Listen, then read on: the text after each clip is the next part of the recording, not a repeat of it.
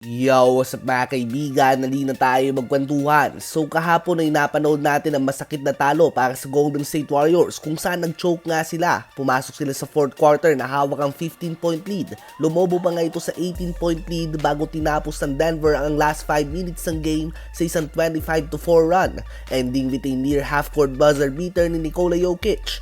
Malaking dahilan sa malaking kalamangan ng Warriors ay ang Splash Brothers at si Jonathan Kuminga.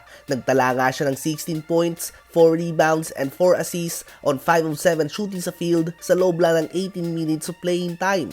Ngunit kahit napakaganda nga ng nilalaro niya, for some reason na si Steve Kerr lang at ang coaching staff ng Warriors na nakakaalam, si Kuminga ay binangko sa last 18 minutes ng game. At ayon nga sa balita ni Shams ang The Athletic, nawalan na ng tiwala si Kuminga kay Steve Kerr.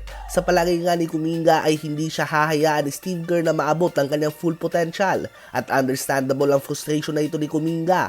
He is considered as one of the most talented players sa kanilang draft class. Same level nga sila nila Jalen Green noon, ngunit nababangko pa din siya hanggang ngayon.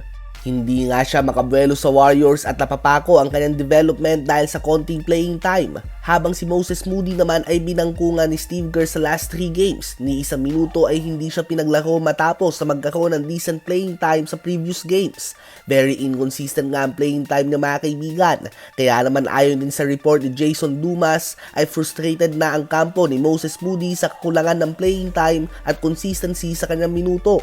So both young players ng Warriors ay frustrated na kay Steve Kerr. Hindi na nga nalalayo ang trade deadline. Hindi malabo na humingi sila ng trade. At para nga sa akin ay maganda nga para kay Kuminga at Moody na malipat sa Toronto Raptors. Available nga si Pascal Siakam sa trade. Malilipat nga kung sakali si Kuminga at Moody sa Raptors kasama mga young talents din na tulad nila Scottie Barnes, Emmanuel Quickley at RJ Barrett. Pwede nga silang sabay-sabay na mag-develop dito.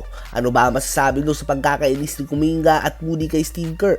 Habang ang 2-time MVP, Defensive Player of the Year winner at champion Giannis Antetokounmpo ay bilib na bilib nga kay Victor Wembanyama. Pinakita nga ni Giannis na siya pa din ang mas magaling at liga niya pa din ito. Nagtala siya ng 44 points, 14 rebounds, 7 assists and 2 steals on a very efficient shooting sa field.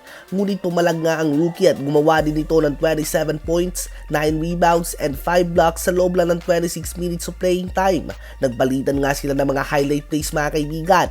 Ayon kay Giannis ay sky is the limit para kay Wemby. Kung sino man ang nagsasabi daw na 7'3" or 7'4" ito ay sinungaling.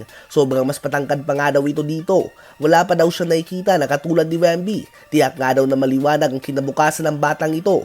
So ayun nga po mga kaibigan, nagbigay ng respeto si Giannis kay Wemby at ganun din naman si Wemby kay Giannis. Napakalaking bagay nga daw mga kaibigan ang marinig ang mga salita na ito sa isa sa mga tinitingala niya na players noon. Ano ba masasabi nyo tungkol dito?